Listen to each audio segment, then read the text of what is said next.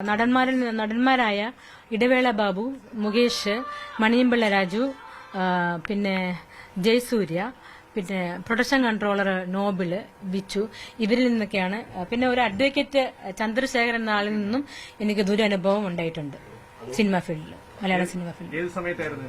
ഇത് 2009 ദേ എങ്ങോട്ട് നോക്കി എന്ന സിനിമ തുടങ്ങിയത്. അപ്പൊ അതിൽ ഞാൻ അഭിനയിക്കാൻ, ഞാൻ ദുബായിൽ വർക്ക് ചെയ്തോണ്ടിരിക്കുകയായിരുന്നു. അപ്പൊ ആ സമയത്ത് സെക്രട്ടേറിയറ്റിൽ വെച്ചാണ് എനിക്ക് ആദ്യത്തെ ദുരനുഭവം എനിക്ക് ഉണ്ടായത്. ആദ്യത്തെ ആള് ജയസൂര്യ തന്നെയാണ്. സെക്രട്ടേറിയറ്റിൽ ഞാൻ ബാത്റൂമിൽ പോയിട്ട് ഞാനിങ്ങനെ ഇറങ്ങി സാരി ഇങ്ങനെ നേരെ ഇങ്ങനെ പിടിച്ചോണ്ടിരിക്കുമ്പോൾ പുറകിൽ നിന്ന് ഒരാൾ പെട്ടെന്ന് വന്നിങ്ങനെ കെട്ടിപ്പിടിച്ചു, പുറകിൽ നിന്ന് തിരിഞ്ഞു നോക്കിയും പെട്ടെന്ന് ഇങ്ങനെ ചുണ്ടത്ത് ഇങ്ങനെ ചുംബിക്കുകയും ചെയ്തു. അപ്പൊ ഞാൻ പെട്ടെന്ന് നമ്മൾ ഷോക്കായി പോകും. അതായത് ആദ്യത്തെ സിനിമ, ആദ്യത്തെ അനുഭവം. ഒരു നല്ലൊരു നടനും കൂടെ ഞങ്ങളായപ്പോഴത്തേക്കും പെട്ടെന്ന് ഞാൻ തള്ളിയിട്ടിട്ട് ഓടി താഴെ വന്നു. പക്ഷെ എനിക്ക് ജഗതി ചേട്ടനുമായിട്ട് ഞാൻ നല്ല, he was very decent and very genuine to me. അപ്പൊ പുള്ളിക്കാരൻ്റെ അടുത്ത് കംഫർട്ടായിരുന്നു. അപ്പൊ ഞാൻ വിചാരിച്ചു പുള്ളിക്കാരൻ്റെ അടുത്ത് ഈ കാര്യങ്ങളൊന്നും പോയി പറയാം. ഞാൻ ഓടിപ്പോയി പുള്ളിക്കാരൻ്റെ അടുത്ത് പോയി താഴെ പോയിരുന്ന് കസേര വലിച്ചിട്ട് ഞാൻ ഇരിക്കുകയും ചെയ്തു. അപ്പോഴത്തേക്കും ജയസൂര്യൻ പുറകെ വന്നിട്ട് പറഞ്ഞു, മിനു, എനിക്ക് മിനുവിനോട് ഒരു കാര്യം പറഞ്ഞു, എസ് ഓർ നോ എന്നൊരു കാര്യം മാത്രം പറഞ്ഞാൽ മതി എന്ന് പറഞ്ഞു. അപ്പൊ എന്തേലും നോക്കിയപ്പോൾ പുള്ളിക്കാരൻ പറഞ്ഞു, എനിക്ക് ട്രിവാൻഡ്രത്ത് ഒരു ഫ്ലാറ്റ് ഉണ്ട്, എനിക്ക് ഇൻട്രസ്റ്റ് ഉണ്ട്, വരുവാണെങ്കിൽ മിനുവിന് ഭാവിയിൽ പല നേട്ടങ്ങളും ഉണ്ടാവും. അപ്പൊ ഞാൻ നോ എന്ന് പറഞ്ഞു. ജയസൂര്യാണ് പുറകുന്ന അപ്രത്യക്ഷമായിട്ട് പുറകുന്ന ഒന്ന് കെട്ടിപ്പിടിച്ചിട്ട് ചുംബിക്കുകയും കൂടെ ചെയ്തു. അതാണ് എനിക്ക് ഭയങ്കര സങ്കടമായി പോയത്. പരാതി എന്ന് പറയുന്നത് അന്നേരത്തെ ഭയങ്കര പേടിയായിരുന്നു. നമ്മൾ ആ സമയത്ത് 13 വർഷം മുമ്പായതുകൊണ്ട് ധൈര്യമില്ലായിരുന്നു. എന്തോ സംഭവിച്ചത്, ഇനി ഫിലിപ്പീനിൽ ഇങ്ങനെയൊക്കെയാണോ നിങ്ങൾ നമുക്ക് തോന്നുമായിരുന്നു എന്താ സംഭവിച്ചതെന്ന്. അപ്പൊ അത് എന്നാലും ജഗതി ചേട്ടനോട് പറഞ്ഞു. ജഗതി ചേട്ടൻ എനിക്ക് ഒറ്റയ്ക്ക് കിട്ടിയിരുന്നെങ്കിൽ ഞാനത് പറഞ്ഞിട്ടില്ല.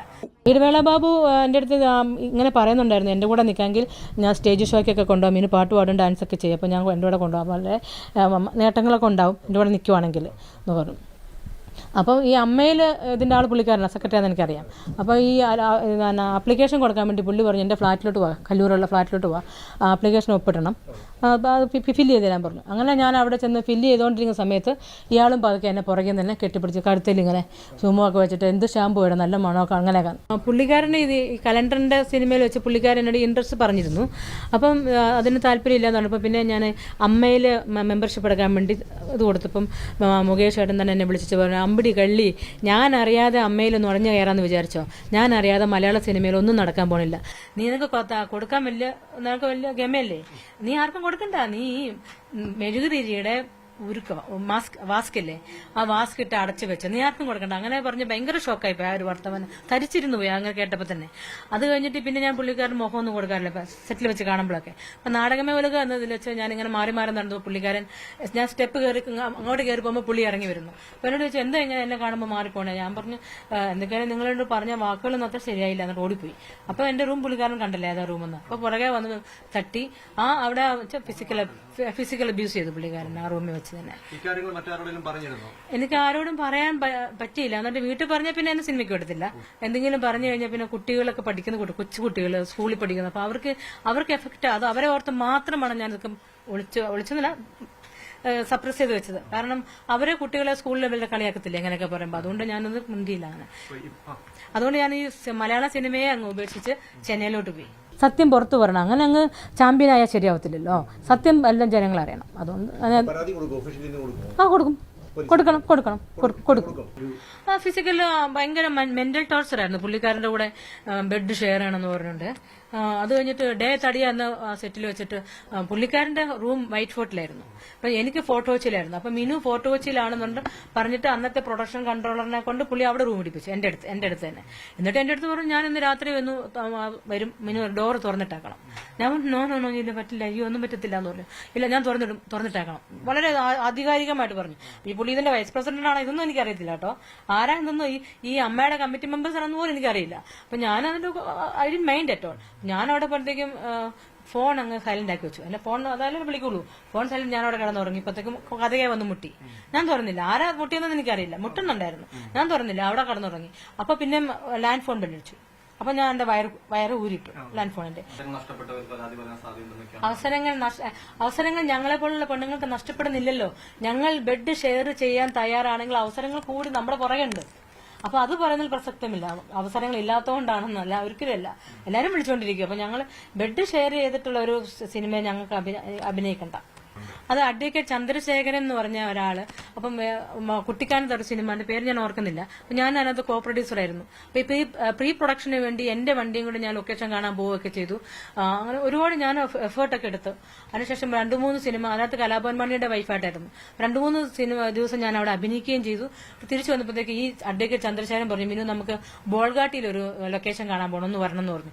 ഞാൻ പെട്ടെന്ന് ഓടി പോവുകയും ചെയ്തു പുള്ളിക്കാരന്റെ കൂടെ. അവിടെ ചെന്നപ്പോഴത്തേക്ക് ഏതോ ഒരു റിസോർട്ടിലോട്ട് ഇങ്ങനെ കൊണ്ട് കയറ്റിക്കൊണ്ട് ഒരു ചേട്ടനെ അവിടെ ഇരിപ്പുണ്ടായിരുന്നു. സംസാരിച്ചുകൊണ്ടിരുന്നപ്പം ഈ അഡ്വക്കേറ്റ് അപ്രത്യക്ഷമായി. അപ്പൊ ഞാൻ പിന്നെ കുറച്ചു നേരം ഉച്ച കഴിഞ്ഞ് 3 മണി ഞാൻ കണ്ടായിരുന്നു. അപ്പൊ ഞാൻ പിന്നെ ഇങ്ങനെ സംസാരിച്ചുകൊണ്ടിരുന്നപ്പോ ഞാൻ പറഞ്ഞു, അതെ കുട്ടികൾ വരാൻ സമയമായി സ്കൂളിൽ നിന്ന്, അപ്പൊ ഞാനെന്നാ ഇറങ്ങിക്കോട്ടെ. അങ്ങനെ ഇറങ്ങാൻ പാടില്ല, അങ്ങനെ പെട്ടെന്ന് പോകാൻ വന്നല്ലോ. അങ്ങനെ പുള്ളിക്കാരൻ കയറി എന്നെ കടന്നു പിടിച്ചു. എണീറ്റ് വന്നിട്ട് എന്നെ ഇങ്ങനെ കെട്ടിപ്പിടിച്ചു. ഞാൻ പുറകോട്ട് ഇല്ല ഇതെന്താ അല്ല പറഞ്ഞില്ലേ പുള്ളിക്കാരൻ പറഞ്ഞു. എന്ത്? ഞാൻ പറഞ്ഞു, ഞാൻ ലൊക്കേഷൻ നോക്കാൻ വന്നതാണ്, ഞാൻ അല്ല വേറെ ഒന്നും പറഞ്ഞില്ല. അപ്പൊ പുള്ളിക്കാരനും പെട്ടെന്ന് സോറി പറഞ്ഞു.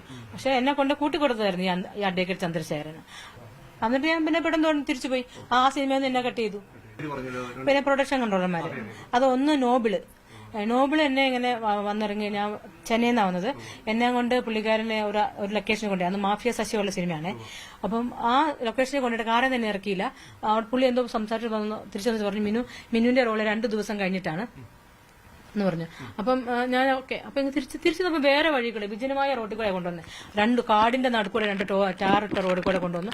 എന്നിട്ട് പതുക്കെ ഓടിച്ചിട്ട് ഈ വലത്തേക്കായി കൊണ്ട് വണ്ടി ഓടിക്കുകയും ഇടത്തേക്കായി കൊണ്ട് എന്നെ ഇങ്ങനെ വളരെ ഇങ്ങനെ ചേർത്ത് അയാൾ നെഞ്ചിനോട് ചേർത്ത് അങ്ങ് പിടിക്കുകയും എവിടേക്കോ ഉമ്മ വയ്ക്കുന്നു, എന്തൊക്കെയോ പരാക്രമങ്ങൾ അയാൾ എന്നെ ചെയ്തു.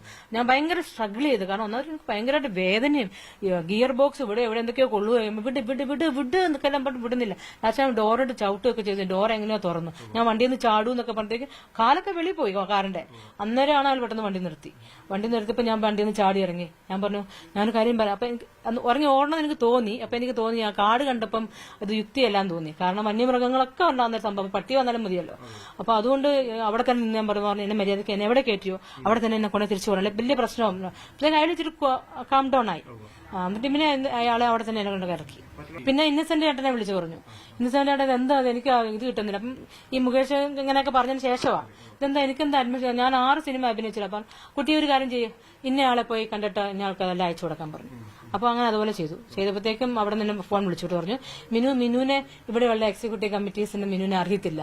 ഞാൻ പറഞ്ഞു, അയ്യോ അറിയത്തില്ല, ഞാൻ 6 സിനിമ അഭിനയിച്ചല്ലോ.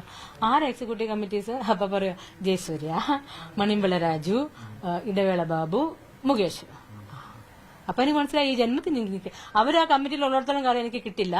ഇനി ഇവിടെ നിന്നിട്ട് പിന്നെ പല സിനിമകളും ഇവര് മിനു ഈസ് യൂസ്ലെസ് ലേഡി, മിനുവിനെ കൊണ്ടൊരു ഹെൽപ്പില്ല, അവളെ വേണ്ട, ഞങ്ങൾ പല സിനിമകളും. കാരണം നമ്മളൊക്കെ ഒത്തിരി ആഗ്രഹങ്ങൾ, ഒത്തിരി സ്വപ്നങ്ങളൊക്കെ ആയിട്ടാണ്. നമുക്കൊക്കെ ടാലൻസ് ഉണ്ട്. ഇപ്പൊ ഇതൊക്കെ നോക്കി എനിക്ക് ചെറുപ്പത്തിലൊക്കെ ഞാൻ എല്ലാത്തിനും പാർട്ടിസിപ്പേറ്റ് ചെയ്ത ഒരാളാണ്. അപ്പോൾ ഒരുപാട് കാര്യങ്ങളൊക്കെ ആയിട്ടാണ് വന്നത്. പക്ഷെ അവിടെ നമ്മളെ ഇവരെ പോലുള്ളവർ, അതായത് ഈ മുകേഷും ഇടവേള ഇങ്ങനെയുള്ള കുറച്ച് ഒരു വൃത്തിയായിട്ട് ഒരു ഗ്യാങ് ഉണ്ട് സിനിമയിൽ, മാഫിയ പോലത്തെയൊക്കെ. ഇവരൊക്കെ മാറ്റി കഴിഞ്ഞാൽ മലയാളം ഫിലിം നല്ല രീതിയിൽ വരുമെന്നാണ് എന്റെ ഉറച്ച ഒരു വിശ്വാസം. ഈ പഴയ ആൾക്കാരെ തന്നെ പിടിച്ച് യങ്സ്റ്റേഴ്സ് എന്ത് നല്ല ആൾക്കാരാണ്. ഈ ടോവിനോനൊക്കെ പിടിച്ചാക്കുന്നേ. ടോമിനൊക്കെ നല്ല മിടുക്കന്മാർ പയ്യന്മാരല്ല, ആസിഫ് അലി, അങ്ങനെയുള്ള യങ്സ്റ്റേഴ്സ് കയറി വരട്ടെ. അവരെയൊക്കെയാണ് അമ്മയുടെ ഇത് കൊണ്ടുവരുന്നത്, അല്ലാതെ ഇവരൊന്നും അല്ല. കാരണം എന്തെല്ലാം നടന്നിരിക്കുന്ന ഇവരാരും ഈ പറഞ്ഞ മമ്മൂക്ക പോലും ഒന്ന്, he's an advocate, he's a lawyer and he's not ready to react. ഇവരെയൊക്കെ ഒന്ന് പറഞ്ഞു കൊടുക്കാം ഇങ്ങനെ സംഭവം നടക്കാൻ പാടില്ല. അപ്പം നമുക്കൊക്കെ ഒരു അഡ്വക്കേറ്റ് എന്ന് പറയുമ്പോൾ ഹീസ് ദേ, നമുക്ക് സേഫ്റ്റി തോന്നും പെൺകുട്ടികൾക്ക്. പക്ഷെ അദ്ദേഹം പ്രതികരിക്കുന്നില്ല എന്നത് വളരെ സങ്കടപരമായിട്ടുള്ള കാര്യമാണ്.